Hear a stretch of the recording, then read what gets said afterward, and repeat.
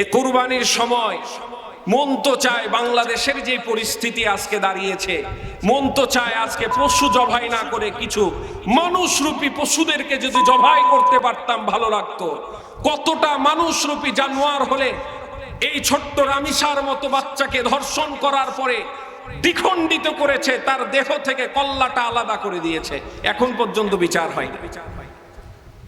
সে স্বীকারোক্তি দিয়েছে কিন্তু বিচার এখন পর্যন্ত হচ্ছে না। এমন একটা পরিবেশে আমরা বসবাস করছি, বিচার যখন চাওয়া হচ্ছে, সারা বাংলাদেশের মুসলমান যখন বলছে এখনই প্রকাশ্যে যত ধর্ষণকারী আছে প্রকাশ্যে তাদের শাস্তি দেওয়া হোক, কিন্তু আমাদের দায়িত্বশীলরা বড়ই আজব উত্তর দেয় যে এই সমস্ত কথাবার্তা, এই সমস্ত চাহিদা, এই সমস্ত আইন কানুন মধ্যযুগীয়, এখন আপডেট যুগ, বলেন না নাউজুবিল্লাহ। ইসলাম সর্বযুগেই আপডেট ছিল, ইসলাম জীবন ব্যবস্থা সর্বযুগেই আপডেট ছিল, সর্বযুগেই মানসম্মত ছিল। আজকে আমাদের এই আপডেট যুগে, আজকে আমাদের আধুনিক এত আইন আছে, ল আছে, তারপরেও দেখেন বাংলাদেশ থেকে ধর্ষণ বন্ধ করতে পারেনি, ঠিক কিনা?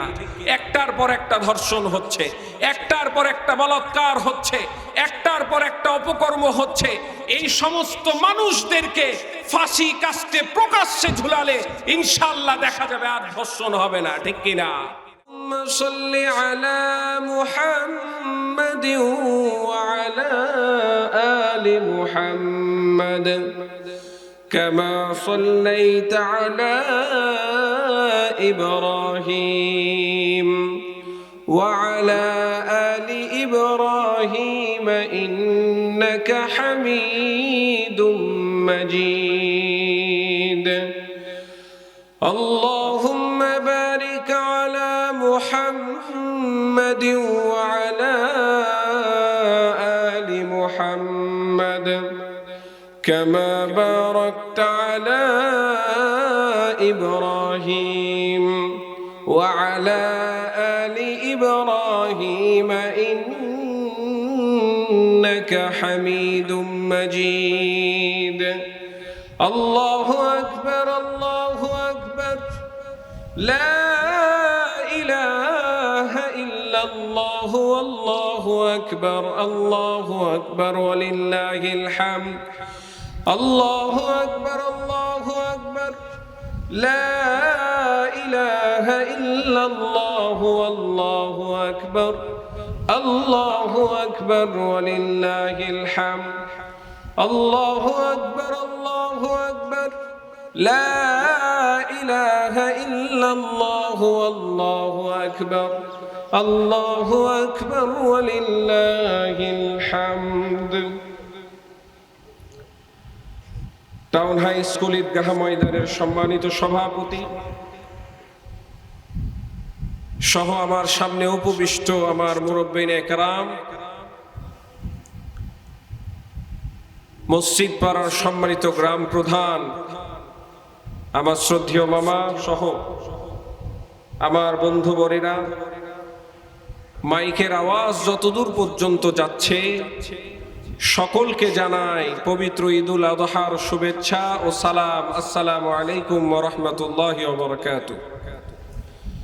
শুকরিয়া জ্ঞাপন করছি সেই মহান রবের দরবারে যে আল্লাহ সুবহানাহু ওয়া তাআলা পবিত্র ঈদুল আযহার দিনটাকে আমাদের জন্য সুন্দর একটা পরিবেশের দিন বানায় দিয়েছে, বলি আলহামদুলিল্লাহ। আকাশটাকে পরিষ্কার করে দিয়েছেন, সুন্দর পরিবেশ করে দিয়েছেন, নামাজে আসার শক্তি সামর্থ্য আমাদেরকে দান করেছেন, ঈদগাহে নামাজ আদায় করার জন্য আমাদেরকে কবুল করেছেন। সে আল্লাহর দরবারে লাখ কোটি শুকরিয়া আদায় করে বলি আলহামদুলিল্লাহ। সবাই বলি রব্বানা লাকাল হামদ হামদান কাসীরান তাইয়িবান মুবারাকান ফি। তারপরে পরে লাখ কোটি দুরূদ ও সালাম বর্ষিত হোক মানবতার মুক্তির দূত, আমাদের রোল মডেল, আমাদের আদর্শ, মুসলমানের কলিজার স্পন্দন, ইমামুল মুরসালিন খাতামুন নবিয়্যিন জনাবে মুহাম্মদুর রাসূলুল্লাহ, মুহাব্বতে সকলে বলি সাল্লাল্লাহু আলাইহি ওয়াসাল্লামের প্রতি। সম্মানিত উপস্থিতি, কিছুদিন পূর্বেই আমরা ঈদুল ফিতর আদায় করলাম। ঈদুল ফিতর এবং ঈদুল আযহার মধ্যে খুব অল্প সময় থাকে। আল্লাহ তাবারক ওয়া তাআলা মুসলমানদেরকে এই দুইটি দিন উপহার হিসাবে দিয়েছেন, দামি হিসাবে দিয়েছেন, আনন্দের দিন হিসাবে দিয়েছেন। এই জন্য আল্লাহর কাছে শুকরিয়া আদায় করি, বলি আলহামদুলিল্লাহ। জাহিলিয়াতের যুগে রাসূল সাল্লাল্লাহু আলাইহি ওয়াসাল্লাম মক্কা থেকে যখন মদিনায় হিজরত করে গেলেন, এমন তো অবস্থায় দেখছেন মদিনার ইহুদিরা উৎসব পালন করছে। তারা বিশেষ দুইটি দিনে উৎসব পালন করছে, দুইটা আনন্দের দিন। এই উৎসবে আনন্দটা ছিল আমাদের তথাকথিত মেলার মতো, যে মেলায় থাকে মদ, জুয়ার আসর, জিনা ব্যভিচারের আসর। রাসূল সাল্লাল্লাহু আলাইহি ওয়াসাল্লাম এই উৎসবের দিনটা দেখে একেবারেই অপছন্দ করলেন। সাহাবীদেরকে জিজ্ঞাসা করছেন, এই দিনটাতে তোমরা কি পালন করো? আনাস রাদিয়াল্লাহু তাআলা আনহু থেকে বর্ণনা,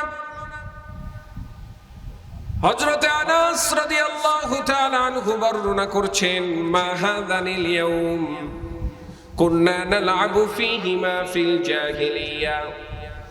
সাহাবীরা রাসূলকে বলছে, ইয়া রাসূলুল্লাহ, জাহিলিয়াতের যুগ থেকে আমরা এই দুইটি দিনে উৎসব পালন করে থাকি, আনন্দ করে থাকি, ফুর্তি করে থাকি। ক্বালা রাসূলুল্লাহ সাল্লাল্লাহু আলাইহি ওয়াসাল্লাম, আল্লাহর নবী আবার উত্তরে বলছেন, ক্বাদ আবাদালাকুমুল্লাহু বিহিমা খায়রাম মিনহুমা ইয়াউমাল আযহা ওয়া ইয়াউমুল ফিতর। বলেন না সুবহানাল্লাহ। আল্লাহর নবী সাল্লাল্লাহু আলাইহি ওয়াসাল্লাম আরজ করছেন, ও আমার উম্মতেরা, তোমরা শুনে নাও, আল্লাহ তাবারাকা ওয়া তাআলা এই দুইটি দিনের পরিবর্তে তোমাদেরকে উত্তম দুইটি দিন দান করেছেন। ওই উত্তম দুইটি দিন দান করলেন। একটি হচ্ছে ইয়াউমুল ফিতর, ঈদুল ফিতরের দিন, যেটা আমরা রমজান পরে যে রমজানের ঈদ পালন করি। দ্বিতীয়টি হচ্ছে ইয়াউমুল আযহা, এই কোরবানির ঈদ, যেটা আমরা কোরবানি করি সেই দিন। আল্লাহ তাবারাকা ওয়া তাআলা দুইটি উৎসবের দিন আমাদেরকে নির্ধারণ করে দিলেন। যদি খেয়াল করে দেখি, দুটি উৎসবের দিন বিপরীতমুখী উপলক্ষকে কেন্দ্র করে নির্ধারণ করলেন। অর্থাৎ রমজানের ঈদটা হয় একরকম, আবার কুরবানের ঈদটা হয় ভিন্ন রকম। রমজানের ঈদে মানুষেরা, আল্লাহর বান্দারা আল্লাহর সন্তুষ্টি অর্জনের উদ্দেশ্যে নিজের শরীরকে কুরবানি করে দেয়। যেই খাবারগুলো আল্লাহ তাবারাকা ওয়া তাআলা হালাল করেছে, আল্লাহর হুকুম হওয়ার সাথে সাথে সেই খাবারগুলোকে হারাম করে দেয়। এক দুইটি দিন নয়, দীর্ঘ একটি মাস তারা না খাওয়া অবস্থায় থাকে, শুধু আল্লাহকে খুশি করার জন্য। বলেন না সুবহানাল্লাহ। রমজানের ঈদ আমরা সারাদিন পানাহার থেকে বিরত থাকি। দীর্ঘ একটি মাস আমরা আমাদের শরীরকে কুরবানি করি। দীর্ঘ একটি মাস না খাওয়া অবস্থায় থাকি, অনাহার থাকি, পানাহার থেকে বিরত থাকি। আবার এই একটি মাসের ফল আমরা পেতে যাই ঈদুল ফিতরের দিন। ঈদের দিন আল্লাহ তাবারাকা ওয়া তাআলা সকল রোজাদারদেরকে সাধারণ ক্ষমা ঘোষণা করে দেয়। সবাই বলে সুবহানাল্লাহ। আবার দেখেন কোরবানির ঈদটা কেমন আল্লাহ বানায়া দিলেন। এই কোরবানির ঈদ আল্লাহ তাবারাকা ওয়া তাআলা বানায়া দিলেন আমাদের কষ্ট অর্জিত টাকা দিয়ে। আল্লাহ তাবারাকা ওয়া তাআলাকে খুশি করার উদ্দেশ্যে আমরা পশু ক্রয় করি, আর ওই পশুকে শুধুমাত্র আল্লাহ তাবারাকা ওয়া তাআলার নামে কোরবানি করে দিই। বলেন না সুবহানাল্লাহ। দুইটি দিন আমাদেরকে দিয়ে দিল দুই ভিন্ন ধর্মীয় অবস্থায়, বিপরীতমুখী উপলক্ষকে কেন্দ্র করে আল্লাহ তাবারাকা ওয়া তাআলা আমাদেরকে ঈদের দিন দান করলো। অনেকেই মনে করে উম্মতি মুহাম্মাদি মনে হয় এই ঈদের দিন পালন করে থাকে, তা কিন্তু নয়। শুরু থেকে এই কুরবানি শুরু থেকে কুরবানি আদায় করে থাকে। আদম আলাইহিস সালাতু ওয়াস সালাম থেকে শুরু করে যত পয়গাম্বর এসেছে সমস্ত পয়গাম্বরের উম্মতেরা কুরবানি শুধুমাত্র আমাদের জন্য নয়, কুরবানি শুধুমাত্র উম্মতি মুহাম্মাদের জন্য যে আল্লাহ তাবারাকা ওয়া তাআলা নির্ধারণ করেছেন এমন কিন্তু নয়। রব্বে কারীম চমৎকার ভাবে সূরাতুল হজের 34 নম্বর আয়াতে বর্ণনা করছেন, ওয়ালিকুল্লি উম্মাতিন জাআলনা মানসাকাল লিয়াযকুরু ইসমাল্লাহি আলা মা রাযাকাহুম মিন বাহীমাতিল আনআম। আল্লাহ তাবারাকা ওয়া তাআলা বলছে, ও দুনিয়ার মানুষেরা শুনে নাও, আমি শুধুমাত্র তোমাদের উপরে যে কুরবানির বিধান আরোপ করেছি এমনটা কিন্তু নয়।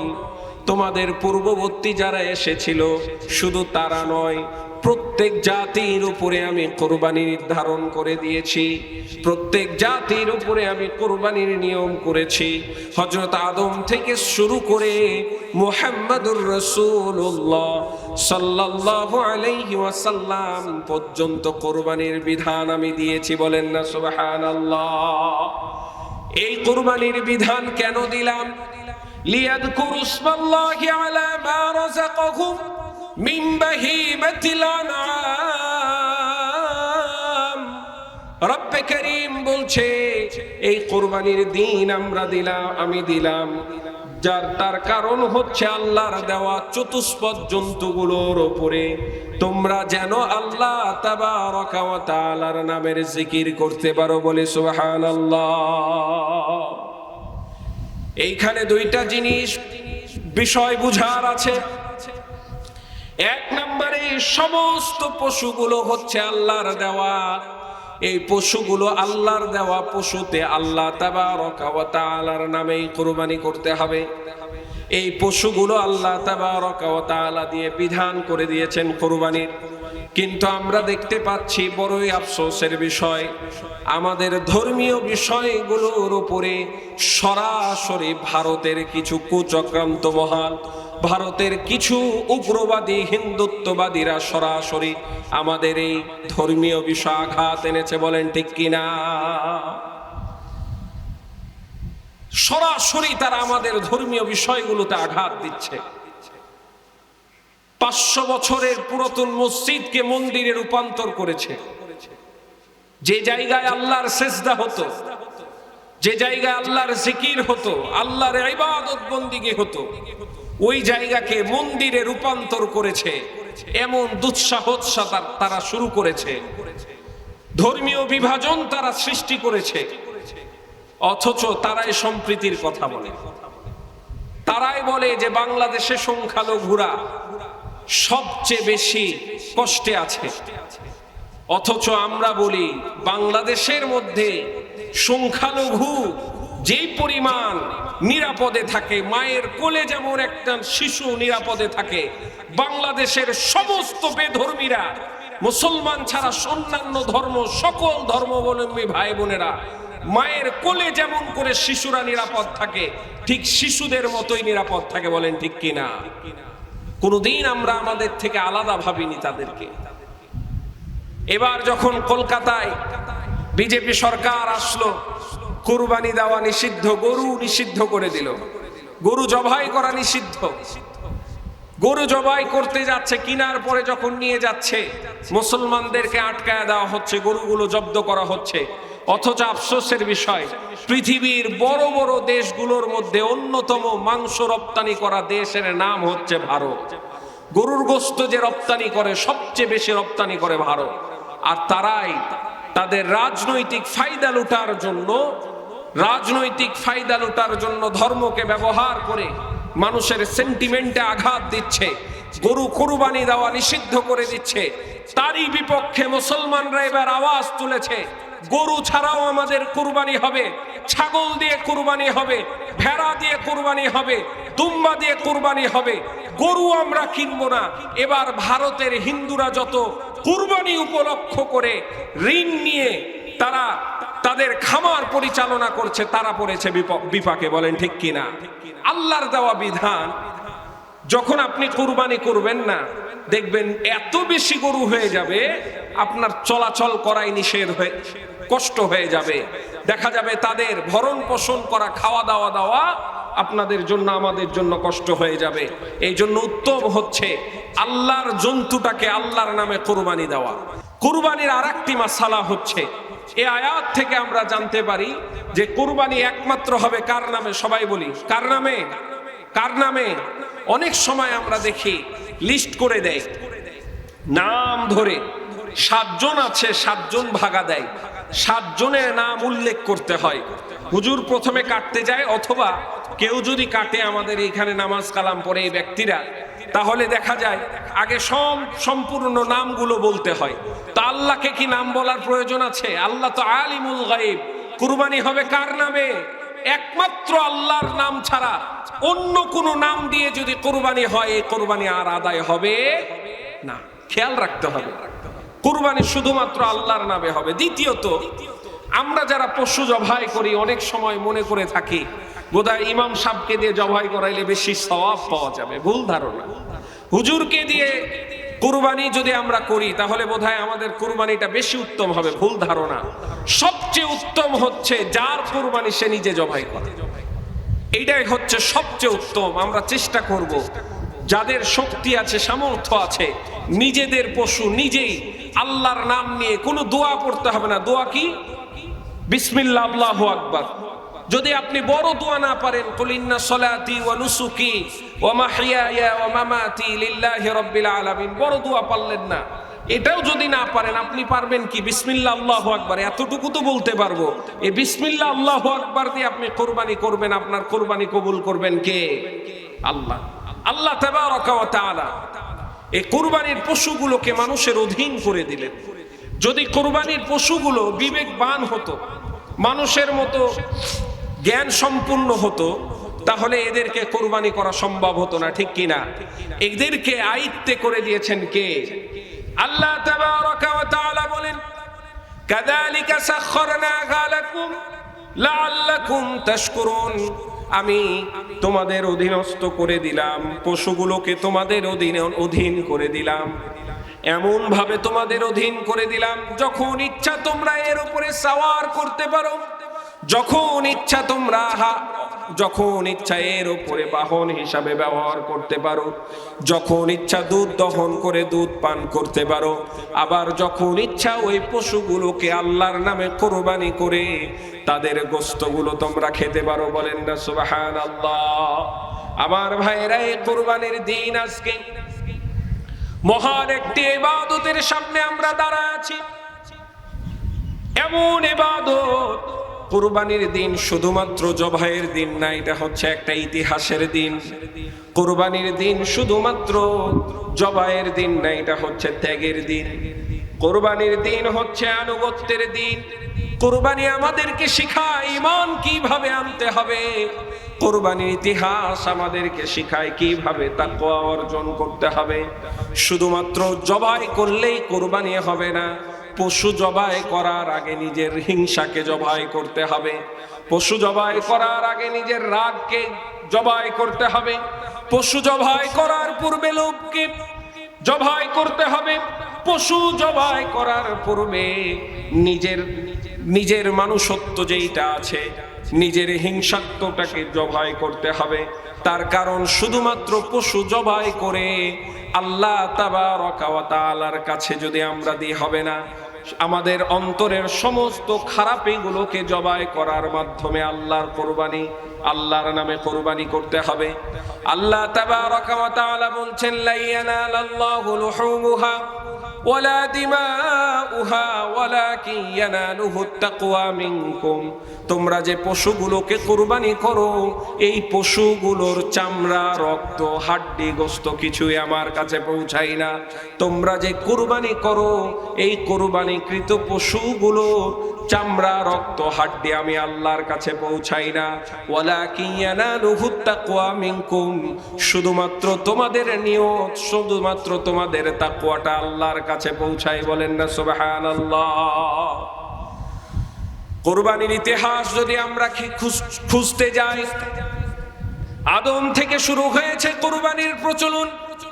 কিন্তু আমরা যে কুরবানি করি, এই কুরবানিটা আদম আলাইহিস সালাতু ওয়াস সালামের কুরবানি না, এই কুরবানিটা হচ্ছে ইব্রাহিম ও ইসমাঈল আলাইহিস সালামের কুরবানি। বলেন না সুবহানাল্লাহ।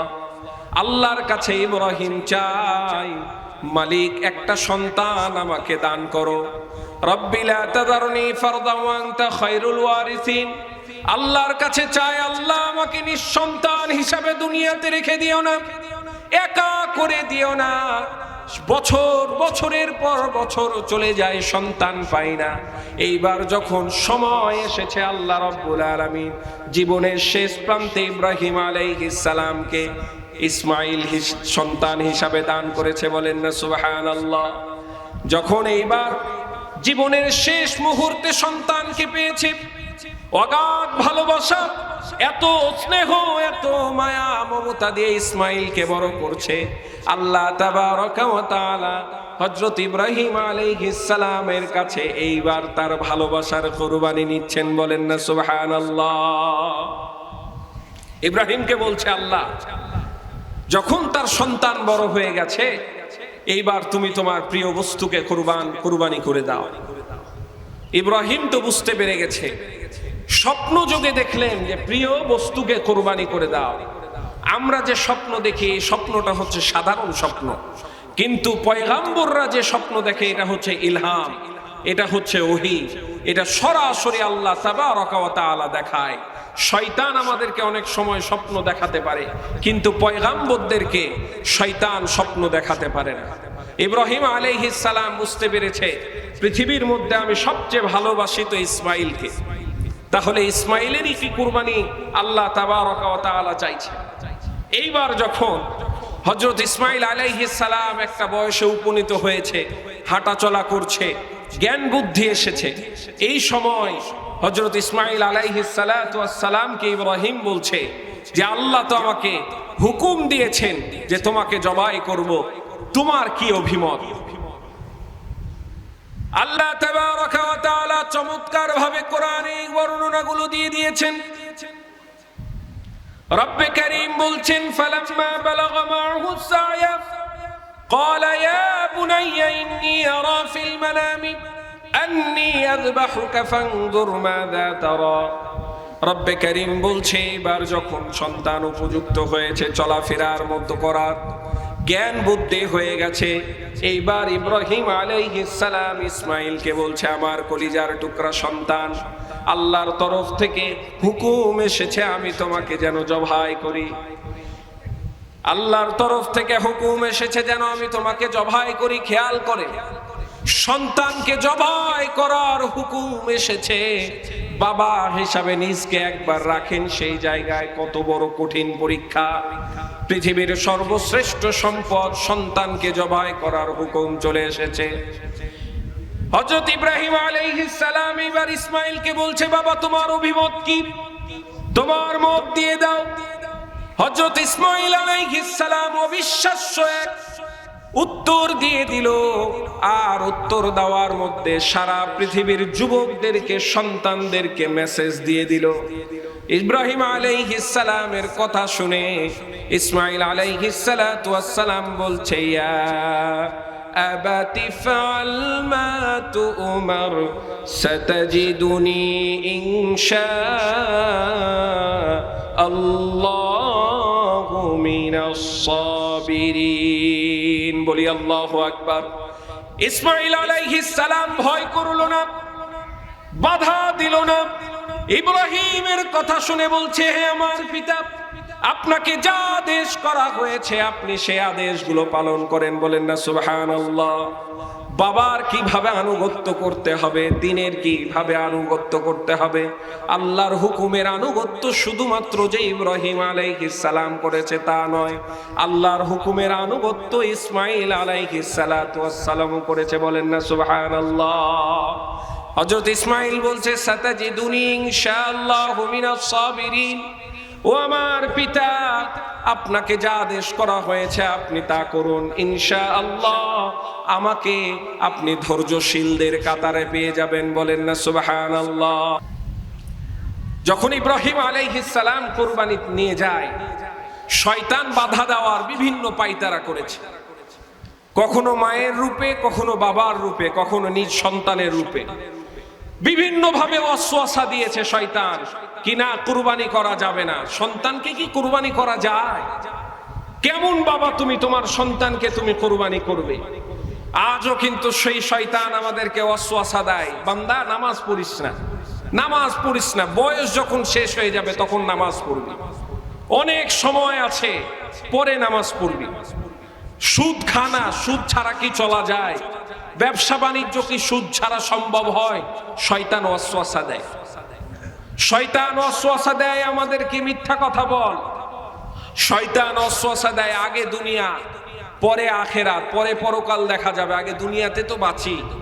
আজও শয়তান আমাদেরকে ওয়াসওয়াসা দেয়, কিন্তু সেই ওয়াসওয়াসায় যেমন হযরত ইব্রাহিম আলাইহিস সালাম পা দেয় নাই, শয়তানের ওয়াসওয়াসায় যেমন করে হযরত ইসমাঈল আলাইহিস সালাম পা দেয় নাই, ঠিক প্রত্যেক মুমিনের দায়িত্ব কুরবানির দিন আমরা বুঝার দায়িত্ব যে শয়তানের কোনো ওয়াসওয়াসায় আমাদের পা দেওয়া চলবে না, শয়তানের ধোঁকা থেকে আমাদেরকে বাঁচতে হবে।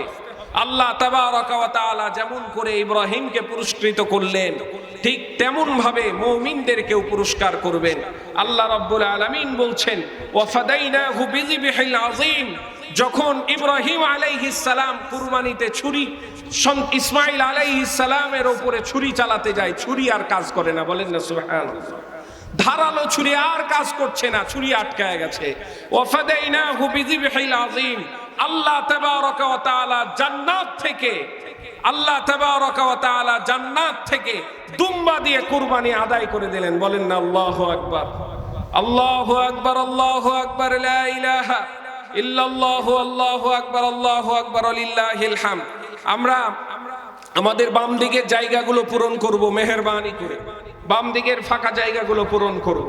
তাহলে আজকে দেখেন তাদের কুরবানি কেমন ছিল আর আজকে আমাদের কুরবানি। আমরা কুরবানি করছি কিন্তু নিজের অহংকারকে কুরবানি করতে পারছি না। আমরা ঠিকই পশু কুরবানি করছি কিন্তু নিজের হিংসাকে কুরবানি করতে পারছি না। আমরা ঠিকই পশু কুরবানি করছি কিন্তু মিথ্যাকে কুরবানি করতে পারছি না, সুদকে কুরবানি করতে পারছি না, হারামকে জীবন থেকে কুরবানি করতে পারছি না।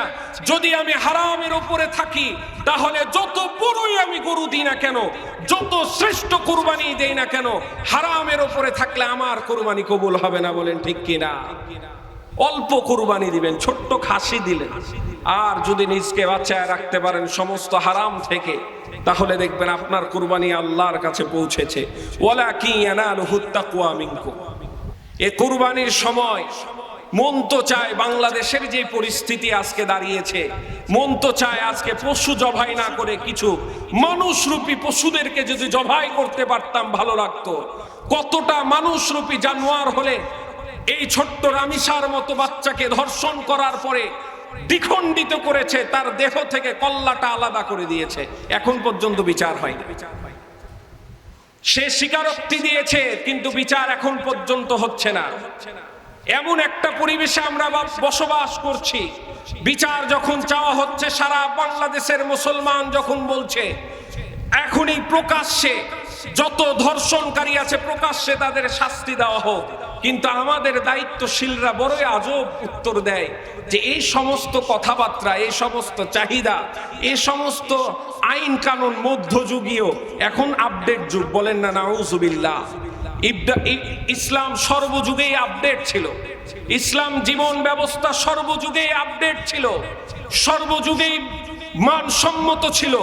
আজকে আমাদের এই আপডেট যুগে, আজকে আমাদের আধুনিক এত আইন আছে, ল আছে, তারপরেও দেখেন বাংলাদেশ থেকে ধর্ষণ বন্ধ করতে পারেনি। ঠিক কিনা? একটার পর একটা ধর্ষণ হচ্ছে, একটার পর একটা বলাৎকার হচ্ছে, একটার পর একটা অপকর্ম হচ্ছে। এই সমস্ত মানুষদেরকে ফাঁসি কাস্টে প্রকাশ্যে ঝুলালে ইনশাআল্লাহ দেখা যাবে আর ধর্ষণ হবে না। ঠিক কিনা? আবার দেখা যায় বাংলাদেশে কিছু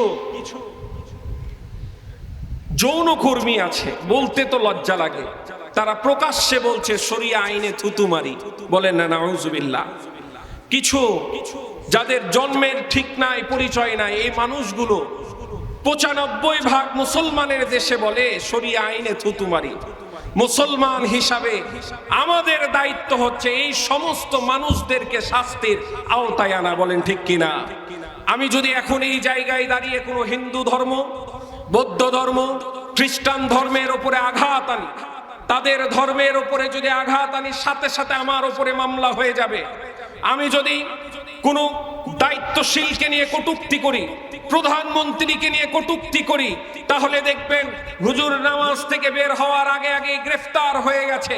কিন্তু বড়ই আফসোসের বিষয়, এই মুসলমানের দেশে রাসূলকে নিয়ে কটূক্তি করা হয়, এই মুসলমানের দেশে ইসলামকে নিয়ে কটূক্তি করা হয়, এই মুসলমানের দেশে শরিয়াকে নিয়ে কটূক্তি করা হয়, কোরআন অবমাননা করা হয়। কিন্তু তারপরেও আমাদের আইন, আমাদের কানুন, আমাদের দায়িত্বশীলরা মুখে কুলুপ মেরে বসে থাকে। বলেন ঠিক কিনা? কোনো আইন নাই, কোনো আইন কানুন নাই। আজকে রামেশার বাবা বলছে যে আমি বিচার চাই না।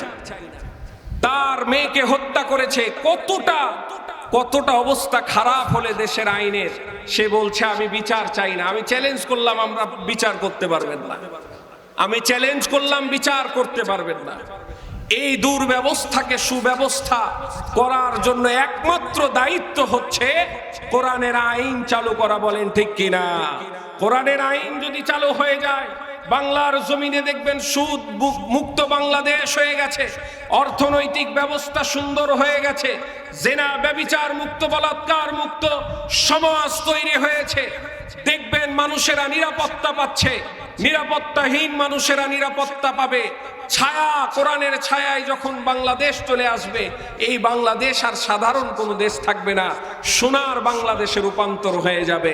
আমরা আশা করি ওই দিন, সোনালী দিন আল্লাহ তাবারক ওয়া তাআলা আমাদেরকে যেন দেখার সৌভাগ্য অর্জন করে দেয়। সকলে বলি আল্লাহুম্মা আমিন।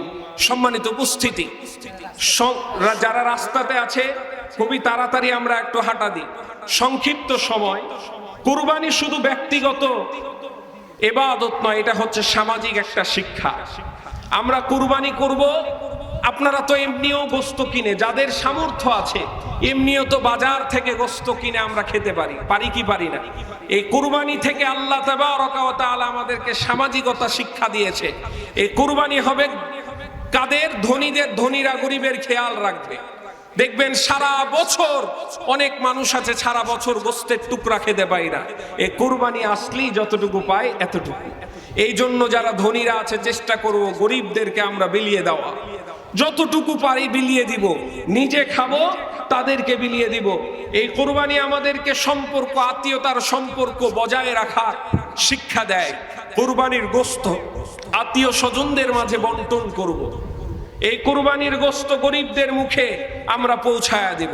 আল্লাহ তাবারক ওয়া তাআলা বলছে ফাকুলু মিনহা ওয়া আতঈমু বাঈসাল ফাকির, তোমরা তা থেকে খাও এবং অভাবীদেরকে খাওয়াও। কুরবানি আমাদেরকে শিক্ষা দিয়েছে গরিবদের পাশে কিভাবে দাঁড়াতে হবে। শুধু গোশত খাওয়ার নিয়তে যদি কুরবানি দিই, গোশত কতটুকু হবে এই নিয়তে যদি কুরবানি দিই, তাহলে আমাদের কুরবানি না করাই উত্তম হবে। মার্কেট থেকে গোশত কিনে খাওয়াটাই আমাদের জন্য ভালো হবে। সম্মানিত উপস্থিতি, কুরবানির দিন আল্লাহ তো বলে দিলেন লা ইয়ানালুল্লাহু লুহুমুহা ওয়ালা দিমাউহা ওয়ালাকিন ইয়ানালুহুত তাকওয়া মিনকুম। আল্লাহ তাবারক ওয়া তাআলা তো বলে দিলেন যে আমার গোশত, চামড়া, হাড্ডি কিছুই তো আমার কাছে পৌঁছায় না, সব কিছু কাদের কাছে থাকে? আমাদের কাছেই থেকে যায়। আমরা দেখব কুরবানি করতে করতে এত ব্যস্ত হয়ে গেছে, নামাজ তরক হয়ে গেছে। কুরবানি গুরুত্ব বেশি না নামাজের গুরুত্ব বেশি? বলেন তো। নামাজের গুরুত্ব বেশি। যদি আপনার সামর্থ্য না থাকে তাহলে যদি কুরবানি না করেন তারপরেও চলে যাবে। কিন্তু যদি আপনার সামর্থ্য না থাকে তারপরেও আপনাকে নামাজ পড়তে হবে। আল্লাহ বলছেন তুমি দাঁড়িয়ে পারো না বসে পড়ো, বসে পারো না শুয়ে পড়ো, শুয়ে পড়ো না তুমি ইশারায় পড়ো। নামাজ এমন একটি ইবাদত যেটা মাফ নেওয়ার কোনো বুদ্ধি নাই। কুরবানি এমন একটা ইবাদত, মাফ হওয়ার বুদ্ধি আছে। আপনার আর্থিক অসচ্ছলতা রয়েছে, আপনার উপরে কুরবানি আল্লাহ তাবারাকা ওয়া তাআলা ওয়াজিব করে দেন নাই, জরুরত করে দেন নাই, কিন্তু নামাজ আপনার জন্য জরুরত। এই জন্য আপনি খেয়াল রাখবো আমরা, কুরবানি আগে নামাজ যেন ঠিক থাকে। আমার গোশত কেউ নিয়ে যাবে না, আমার হাড্ডি কেউ নিয়ে যাবে না, আমিই খাবো, ধৈর্য ধরে থাকবো, দেখবেন আল্লাহ তাবারাকা ওয়া তাআলা বরকত দিবে, বলেন না ইনশাআল্লাহ। তারপরে আরো কিছু বিষয় আমাদেরকে খেয়াল করতে হবে। পাশেও গরু কিনেছে 1 লাখ টাকায়, আপনি কিনেছেন 80,000 টাকায়, আরে তোর চেয়ে আমার গোশত বেশি হয়ে গেল, মানে আমি জিতেছি, এই মানসিকতা ঝেড়ে ফেলতে হবে। কে জিতেছে একমাত্র আল্লাহ তাবারাকা ওয়া তাআলাই ভালো জানে। যার নিয়ত খালিস, ওয়ালাকি ইয়ানালুহুত তাকওয়া মিনকুম, যে শুধুমাত্র আল্লাহ তাবারাকা ওয়া তাআলাকে সন্তুষ্টি অর্জন করার জন্য কোরবানি করেছে, প্রকৃত তো জিতেছে সেই, প্রকৃত তো সফলতা অর্জন করেছে সেই। গোশত বেশি হয়ে কোনো সফলতা নাই, গোশত বেশি হওয়ার মধ্যে কোনো সফলতা নেই। কুরবানি পশু আজকে দেখা যায় লাইভ ওয়েটে কিনে অনেকে, আধুনিক যুগ, লাইভ ওয়েটে যদি আমরা কুরবানির পশু কিনি তাহলে খেয়াল করবেন কুরবানির রুহানিয়াত নষ্ট হয়ে যায়। এইখানে জিতা হারার একটা বিষয় চলে আসে। হাটে যাবেন, বাজারে যাবেন, বাড়িতে যাবেন, উৎকৃষ্ট আপনার সামর্থ্যের মধ্যে উৎকৃষ্ট গরুটা, উৎকৃষ্ট খাসিটা, পশুটা, যেটা দেখতে সুন্দর, যেটা দেখতে সুন্দর, দেখতেই ভালো লাগে, এই পশুটাই আপনি ক্রয় করে নিয়ে আসবেন। গোশত কতটুকু হবে এটা দেখার বিষয় না, গোশত খাবেন তো সারা বছর তো আছে, সারা বছর গোশত কিনে খাওয়ার মতো সময় আছে। কুরবানি দিয়ে আপনাকে যে ওই গোশত সারা বছর খেতে হবে, এই মানসিকতাগুলো আমাদের থেকে দূর করতে হবে। আল্লাহ তাবারাকা ওয়া তাআলা আমাদেরকে বুঝার তৌফিক দান করুক, সকলে বলি আল্লাহুম্মা আমিন। সম্মানিত উপস্থিতি, আমাদের লোক আরো আসছে, আমরা কিছুক্ষণ একটু অপেক্ষা করব। ইতিমধ্যে আমার ওস্তাদ জনাব মহসিন উদ্দিন হুজুর চলে এসেছে। আমার কাছে একটি লিফলেট এসেছে, বাঁচাই তিস্তার স্বপ্নময় জীবন, কাঁঠাল বাগিচার একটা ছোট্ট সোনামণি ক্যান্সার, কিডনি রোগে আক্রান্ত, কিডনি রোগে আক্রান্ত। আমরা যতটুকু পারবো সহযোগিতা করব, গেটে দাঁড়াবে, যতটুকু সম্ভব আমরা সহযোগিতা করব। পাশাপাশি আরো গুরুত্বপূর্ণ বিষয়, টাউন হাই স্কুল ঈদগাহ ময়দান এত সুন্দর আয়োজন করেছে, বলি আলহামদুলিল্লাহ। এ সময় প্যান্ডেল না করলেও চলতো, আগে আগে জামা, তারপরেও মানুষের কথা ভেবে, সৌন্দর্যের কথা ভেবে কর্তৃপক্ষরা প্যান্ডেলের ব্যবস্থা করেছে। খরচ আছে, যথেষ্ট ব্যয়বহুল খরচ, প্যান্ডেল, মাইক, ডেকোরেটর, এতগুলো লোক কাজ করছে। এই জন্য আমরা ঈদগাহ ময়দানকে শক্তিশালী করার জন্য আমাদের সর্বোচ্চটুকু আমরা দান করব। কেউ খালি হাতে ফিরবো না। দান করেননি এমন কেউ যেন না থাকে। একটা ভালো অ্যামাউন্ট বাজেট রাখবো ঈদগাহার জন্য, ভালো অ্যামাউন্ট দিব, যে বছরে 2000, বছরে 1000, 500 টাকা। ঈদের নামাজ পড়তে আসলাম, 500 টাকা দিলাম, এটাও সম্ভব না হলে মিনিমাম 200 টাকা দিব ইনশাআল্লাহ, যাতে ঈদগাহার আয়োজনগুলো সুন্দর হয়। আল্লাহ তাবারাকা ওয়া তাআলা কবুল মঞ্জুর করুক, সকলে বলে আল্লাহুম্মা আমিন। আমার শ্রদ্ধেয় ওস্তাদ চলে এসেছেন, চাঁপাইনবাবগঞ্জের স্বনামধন্য প্রবীণ আলেমে দ্বীন, আমাদের ঈদগাহ ময়দানের সম্মানিত ইমাম। যেটা আমাদের গর্বের বিষয় যে একজন প্রবীণ মানুষকে, প্রখ্যাত আলেমে দ্বীনকে ইমাম হিসাবে আমরা পেয়েছি, বলি আলহামদুলিল্লাহ, আবার বলি আলহামদুলিল্লাহ। আল্লাহ তাবারাকা ওয়া তাআলা ওস্তাদের নেক হায়াত দারাজ করুক, সকলে বলি আল্লাহুম্মা আমিন। আমাদের সকলকে সুস্বাস্থ্যতা দান করুক, আমাদের কুরবানিগুলোকে আল্লাহ তাবারাকা ওয়া তাআলা যথাযথভাবে কবুল করুক, সকলে বলে আল্লাহুম্মা আমিন। ওয়া আখিরু দাওয়ানা আনিল হামদুলিল্লাহি রাব্বিল আলামিন। আসসালামু আলাইকুম ওয়া রাহমাতুল্লাহি ওয়া বারাকাতুহু।